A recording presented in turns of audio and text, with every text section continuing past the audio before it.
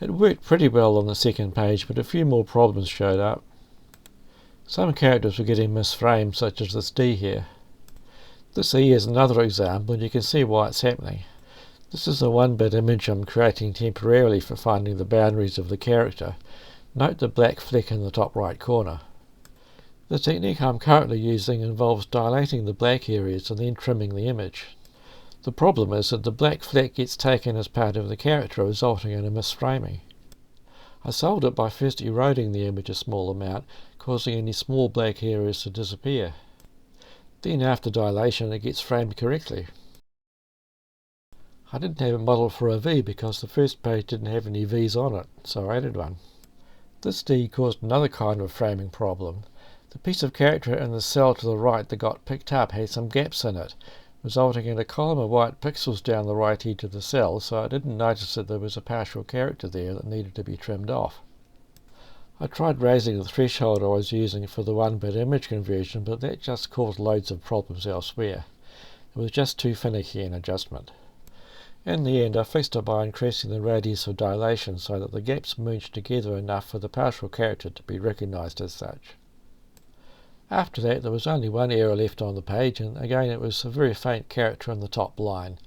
It seems the printer wasn't working very well up there. Fortunately, none of the pages have any information on that line that's very important, so I don't expect it to be a problem. So I moved on to page 3, where I found some new kinds of problems. These characters are floating very high up in their cells and touching the top. To fix that, I increased the height of the rectangle I was chopping out. Then there were these pairs of characters that became joined together after dilation, and there were still some specks of noise causing trouble. I increased the erosion until the noise disappeared, and dilated a bit less afterwards to make sure characters remained separated.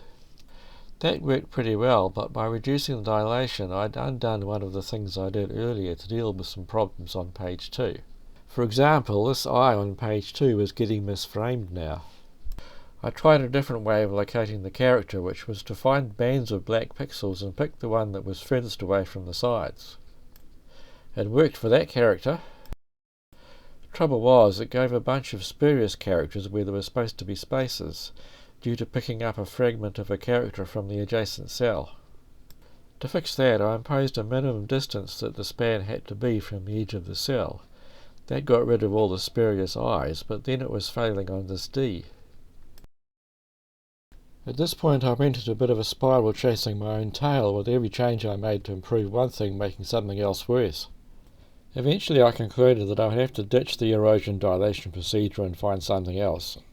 What convinced me of that was this P on page 1.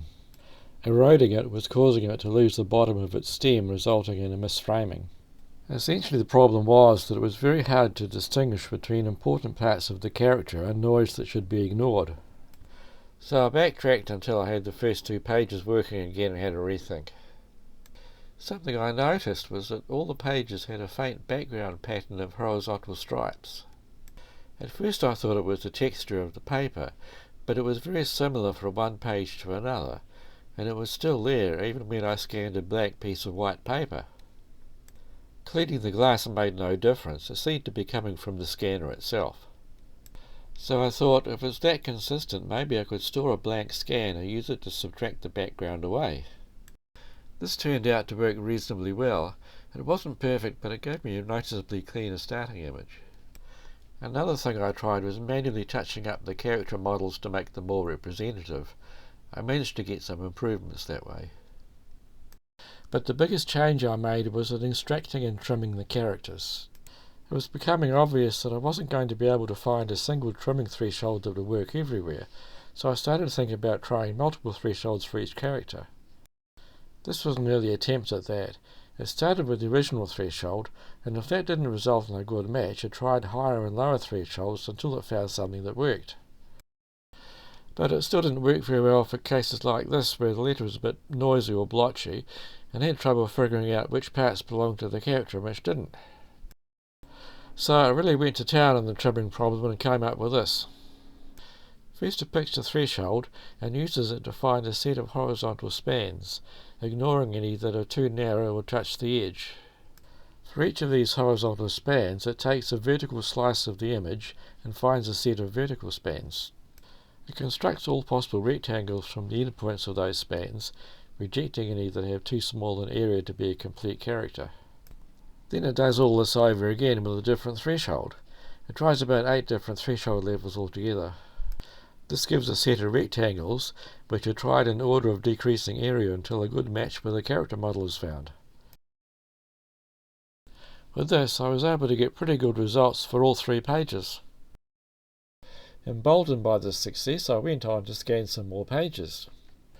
Pages 4 and 5 worked well after adding a few more character models, such as one to cover these very blobby 4s over here. But when I got to page 6, it screwed up the rotation. You can see why here. It's getting unreliable phase estimates on these lines where it's working with too little data. I fixed it by increasing the signal strength threshold so that those lines were ignored.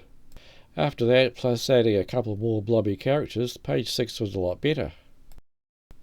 From there I carried on until I scanned the first 43 pages.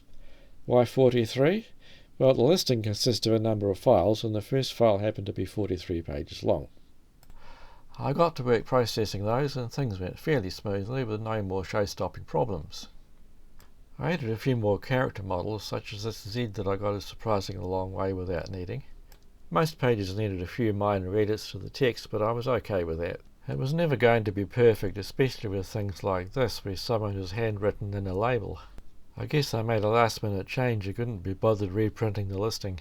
On some pages the characters didn't line up with the same grid spacing that worked for everything else.